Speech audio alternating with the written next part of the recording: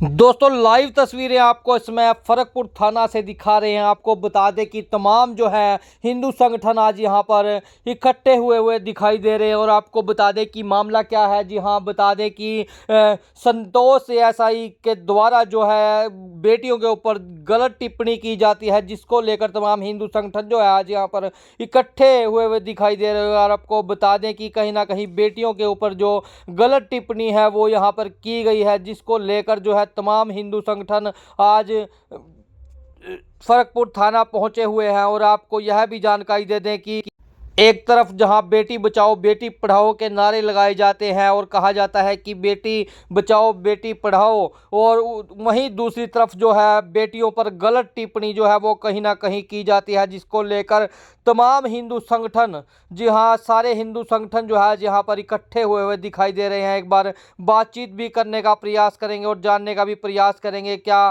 क्या है पूरा मामला और किन बातों को लेकर जो है आज यहाँ पर हिंदू संगठन इकट्ठे हुए हैं। एक बार जानने का प्रयास करेंगे और सभी से अपील भी करते हैं जो लोग इस खबर को देख रहे हैं उसे लगातार जो है शेयर जरूर करें, क्योंकि बेटियों पर टिप्पणी करना वो बहुत गलत है, जिसको लेकर जो है तमाम हिंदू संगठन आज यहाँ पर इकट्ठे हुए दिखाई दे रहे हैं। और कहीं ना कहीं जो है ज्ञापन, जी हाँ, ज्ञापन देने के लिए यहाँ पर पहुंचे हैं और ज्ञापन देते हुए इस समय नजर आ रहे हैं। देखिए थाने के अंदर जाया जा रहा है, ज्ञापन देने के लिए यहाँ पर पहुंचे। आइए एक बार बातचीत करते हैं। मेरा नाम कपिल पंडित है। किस मुद्दे को लेकर आज यहाँ थाने पहुँचे हैं? आज हम जो आई संतोष वर्मा है, जिसने ब्राह्मण समाज के बारे में, हमारी बहन बेटियों के बारे में जो गलत टिप्पणी करी है, उसके खिलाफ हम आज फरकपुर थाने में एफआईआर दर्ज कराने के लिए सभी एकत्रित हुए ब्राह्मण समाज के। किसके नाम ज्ञापन सौंपा है? ये थाना प्रभारी फरकपुर के नाम से। क्या आश्वासन दिया है प्रभारी ने? उन्होंने कहा कि हम इसके खिलाफ कार्रवाई करेंगे। ये क्या मुद्दा था, क्या बयान दिया था, कब दिया गया था? यह बयान 23 नवंबर को उन्होंने बयान दिया था एक असेंबली के अंदर, एक अधिवेशन था उनका। तो वहाँ पर उन्होंने कहा था कि जो ब्राह्मण की जो बेटियाँ हैं, हम आरक्षण तब खत्म कर देंगे जब ब्राह्मण जो हमें है अपनी बेटियों को दान दे देगा, वह हमारा संबंध बनाएगा। तो ये जो संतोष वर्मा जी ने जो अपने पद का लाभ उठाते हुए समाज को टिप्पणी करी है, तो मैं मध्य प्रदेश सरकार से व मीडिया के माध्यम से कहना चाहूँगा कि उनको तुरंत निलंबित किया जाए व उनके खिलाफ एफआईआर दर्ज कराया जाए और उनको कठोर से कठोर कारावास उनको दिया जाए। कौन कौन संगठन साथ में हैं आपके? हम आज हिंदू संगठन सभी हैं, भगवान श्री परशुराम सेना संघ हरियाणा वह सर्व ब्राह्मण समाज जयनगर हमारे साथ इकट्ठा हुआ सर। आज की जो बेटियाँ एक बराबर हैं जी, उसी घर में भी बेटी होगी संतोष वर्मा की जी।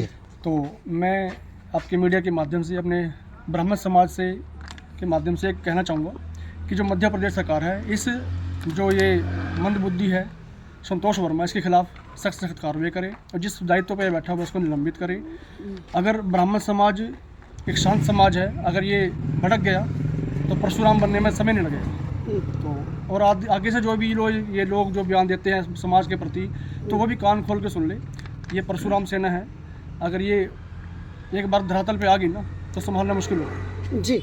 हमारे साथ यहाँ पर वकील साहब पहुँचे हुए हैं। सर नमस्कार, क्या कुछ कहेंगे सर, जिस तरह से बेटी के ऊपर इतनी गलत टिप्पणी दी गई है, एक उच्च अधिकारी होने के नाते भी कहीं ना कहीं उनको ये चीज़ें सोचनी चाहिए थी इस तरह की टिप्पणी करने के बारे में। खुद के घर में भी एक बेटी है जी। देखो, सबसे पहले तो मैं ये कहना चाहूँगा कि इनका नाम संतोष नहीं है, संतोष होना चाहिए, क्योंकि इतने बड़े पौधे पर पहुंचकर भी इस तरह की मलिनता रखना, ये कहीं ना कहीं उसकी नाकाबिलियत को दर्शाती है जी। आरक्षण से आप ओहदे को हासिल कर सकते हैं मगर काबिलियत को नहीं। ये बात उन्होंने ये स्टेटमेंट देके प्रूव कर दी है।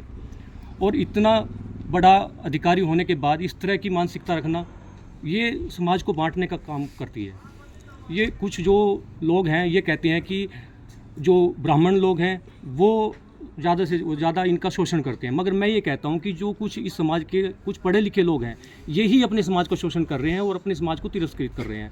क्योंकि सबसे ज़्यादा जो शोषण किया जा रहा है इन्हीं के द्वारा किया जा रहा है, क्योंकि इन्हें पता है कि ये लोग जो दलित वर्ग है बहुत ही सीधा साधा भोला भाला आदमी है, इनको किसी भी तरह से मॉडिफाई किया जा सकता है। तो सबसे ज़्यादा फ़ायदा अपनी राजनीति को लेकर या अपने किसी भी संगठन को चलाने के लिए जी वो इस तरह के स्टेटमेंट देकर उनकी सहानुभूति हासिल करते हैं। जबकि बड़े पैमाने पर देखा जाए तो ये सहानुभूति नहीं, ये समाज को बांटने का काम किया जा रहा है और जो कि आने वाले समय में बहुत ही खतरनाक होगा जी।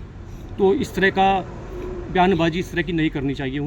उन्हें देखना चाहिए कि वो कहाँ पर हैं और किस ओहदे पर हैं। तो क्या कहना चाहेंगे प्रशासन से, क्या मांग करना चाहेंगे? प्रशासन से यही मांग रहेगी कि जो इस तरह के व्यक्ति कोई इस तरह का कमेंट करते हैं, समाज पर कमेंट करते हैं, तो उनको कहीं ना कहीं जो कानूनी प्रक्रिया है उसका पालन करते हुए उनको सबक सिखाना चाहिए, उनको बताया जाना चाहिए कि कानून सर्वोपरि है। ऐसा नहीं है कि भाई आप सर्वोपरि हो। ये लोग संविधान की आड़ में कुछ भी करने के लिए तैयार हैं और संविधान का हवाला दे देते हैं, और जो अगर इनके खिलाफ अगर कोई कार्रवाई की जाती है तो एससी एक्ट को आगे कर देते हैं। तो ये चाहे कुछ भी कर लें, आज से 4 पीढ़ी पहले 5 पीढ़ी पहले कुछ भी हुआ, इसका इतिहास गवाह है, हमें नहीं पता। मगर आज के टाइम में सबसे ज़्यादा शोषित हो रहा है वो स्वर्ण समाज हो रहा है, और इन्हीं के द्वारा हो रहा है। ये खुद अपने गांव में द ग्रेट चमार का बोर्ड लगा लें, अपनी बाइकों पर द ग्रेट चमार लिखवा लें, और अगर कोई आदमी इस तरह का इनको कोई कह देता है तो वो एससी एक्ट। ब्राह्मण को कोई ब्राह्मण कोई पंडित कहता है, इनका प्रोटेक्शन कौन करेगा? इनका तो प्रोटेक्शन की आड़ में, इनको तो संविधान है, उसकी आड़ में कुछ भी कर बैठते हैं ये, मगर हमें कौन प्रोटेक्ट करेगा? अब तो बात हमारी बहू बेटियों तक आ गई है, तो कब तक सहन करें आखिर? तो इनको सोचना चाहिए, इनको देखना चाहिए इस बात को।